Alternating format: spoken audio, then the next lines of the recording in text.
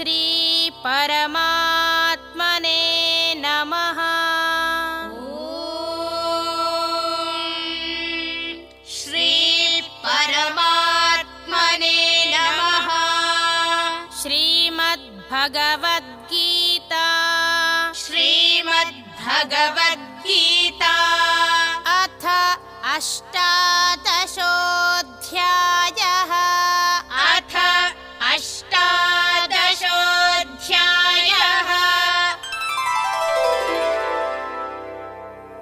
अर्जुन उवाच अर्जुन उवाच सन्न्यासस्य महाबाहो सन्न्यासस्य महाबाहो तत्त्वमिच्छामि वेदितुम् तत्त्वमिच्छामि वेदितुम् त्यागस्य च हृषीकेश त्यागस्य च हृषीकेश पृथक् केशिनिषूदन पृथक् केशिनिषूदन। श्रीभगवानुवाच श्रीभगवानुवाच काम्यानां कर्मणां न्यासं काम्यानां कर्मणां न्यासं सन्न्यासं कवयो विदुः सन्न्यासं कवयो विदुः सर्वकर्मफलत्यागं सर्वकर्मफलत्यागं प्राहुस्त्यागं विचक्षणाः प्राहुस्त्यागं विचक्षणाः त्याज्यं दोषवदित्येके त्याज्यं दोषवदित्येके कर्म प्राहुर्मनीषिणः कर्म प्राहुर्मनीषिणः यज्ञदानतपः कर्म यज्ञदानतपः कर्म न त्याज्यमिति चापरे न त्याज्यमिति चापरे निश्चयं शृणु मे तत्र निश्चयं शृणु मे तत्र त्यागे भरतसत्तमा त्यागे भरतसत्तमा त्यागो हि पुरुषव्याघ्र त्यागो हि पुरुषव्याघ्र त्रिविधः सम्प्रकीर्तितः त्रिविधः सम्प्रकीर्तितः यज्ञदानतपः कर्म यज्ञदानतपः कर्म न त्याज्यं कार्यमेव तत् न त्याज्यं कार्यमेव तत् यज्ञो दानं तपश्चैव यज्ञो दानं तपश्चैव पावनानि मनीषिणाम् पावनानि मनीषिणाम् एतान्यपि तु कर्माणि एतान्यपि तु कर्माणि सङ्गं त्यक्त्वा फलानि च सङ्गं त्यक्त्वा फलानि च कर्तव्यानीति मे पार्थ कर्तव्यानीति मे पार्थ निश्चितं मतमुत्तमम् निश्चितं मतमुत्तमम् नियतस्य तु सन्न्यासः नियतस्य तु सन्न्यासः कर्मणो नोपपद्यते कर्मणो नोपपद्यते मोहात् तस्य परित्यागः मोहात् तस्य परित्यागः तामसः परिकीर्तितः तामसः परिकीर्तितः दुःखमित्येव यत्कर्म दुःखमित्येव यत्कर्म कायक्लेशभयात् त्यजेत् कायक्लेशभयात् त्यजेत् सकृत्वा राजसं त्यागम् सकृत्वा राजसं त्यागम् नैव त्यागफलं लभेत् नैव त्यागफलं लभेत् कार्यमित्येव यत्कर्म कार्यमित्येव यत्कर्म नियतं क्रियतेऽर्जुन नियतं क्रियतेऽर्जुन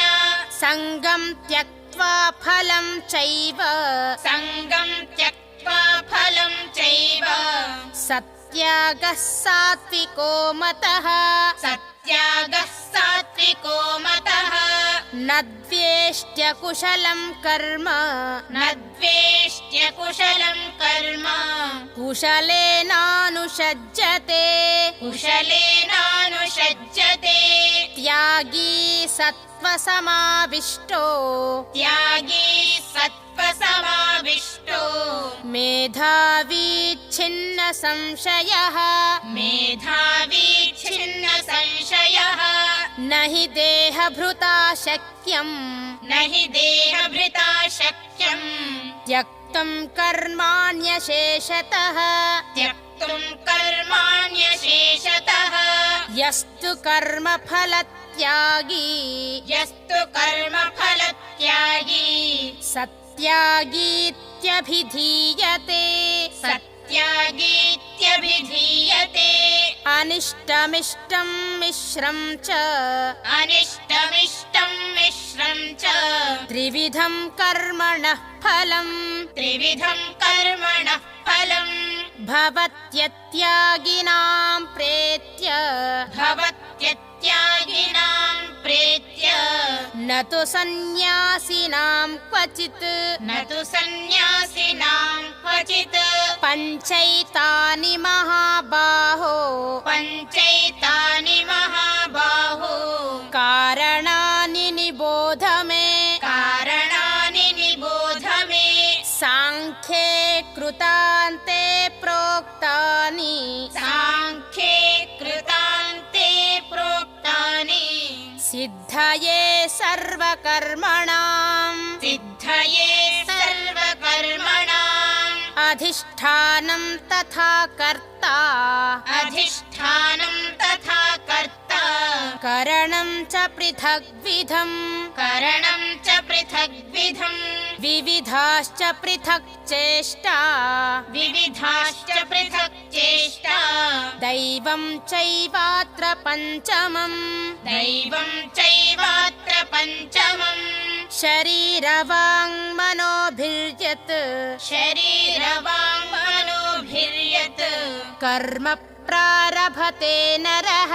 कर्म प्रारभते नरः न्याय्यं वा विपरीतं वा न्याय्यं वा विपरीतं वा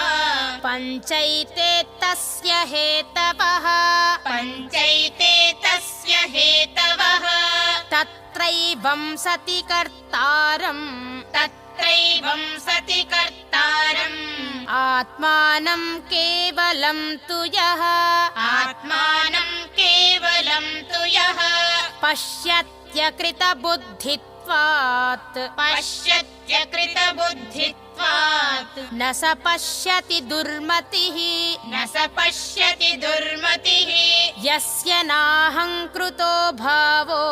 यस्य नाहङ्कृतो भावो बुद्धिर्यस्य न लिप्यते बुद्धिर्यस्य न लिप्यते हत्वापि स इमान् लोकान् हत्वापि स इमान् लोकान् न हन्ति न निबध्यते न हन्ति न निबध्यते ज्ञानं ज्ञेयं परिज्ञाता ज्ञानं ज्ञेयं परिज्ञाता त्रिविधा कर्म चोदना त्रिविधा कर्म चोदना करणं कर्म कर्तेति करणं कर्म कर्तेति त्रिविधः कर्म संग्रहः त्रिविधः कर्म संग्रहः ज्ञानं कर्म च कर्ता च ज्ञानं कर्म च कर्ता च त्रिधैव गुणभेदतः त्रिधैव गुणभेदतः प्रोच्यते गुणसङ्ख्याने प्रोच्यते गुणसङ्ख्याने यथावच्छृणुतान्यपि यथावच्छृणुतान्यपि सर्वभूतेषु येनैकम् सर्वभूतेषु येनैकम् भावमव्ययमीक्षते भावमव्ययमीक्षते अविभक्तं विभक्तेषु अविभक्तं विभक्तेषु तज्ज्ञानं विद्धि सात्विकम् तज्ज्ञानं विद्धि सात्विकम् पृथक्त्वेन तु यज्ञानं पृथक्त्वेन तु यज्ञानम्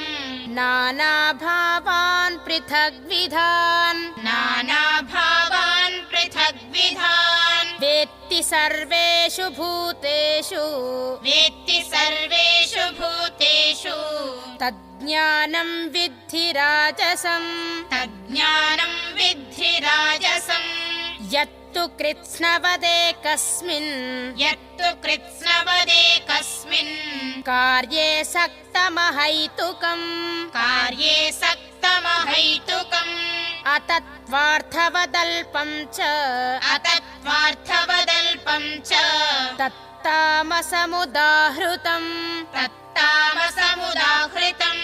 नियतं सङ्गरहितम् नियतं सङ्गरहितम् अरागद्वेषतः कृतम् अरागद्वेषतः कृतम् अफलप्रेप्सुना कर्म अफलप्रेप्सुना कर्म यत्तत् सात्विकमुच्यते यत्तत् सात्विकमुच्यते यत्तु कामेप्सुना कर्म यत्तु कामेप्सुना कर्म साहङ्कारेण वा पुनः साहङ्कारेण वा पुनः क्रियते बहुलायासम् क्रियते बहुलायासम् तद्राजसमुदाहृतम् तद्राजसमुदाहृतम् अनुबन्धं क्षयं हिंसाम् अनुबन्धं क्षयं हिंसाम् अनवेक्ष्य च पौरुषम्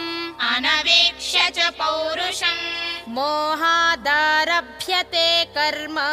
मोहादारभ्यते कर्म यत्तत्तामसमुच्यते यत्तत्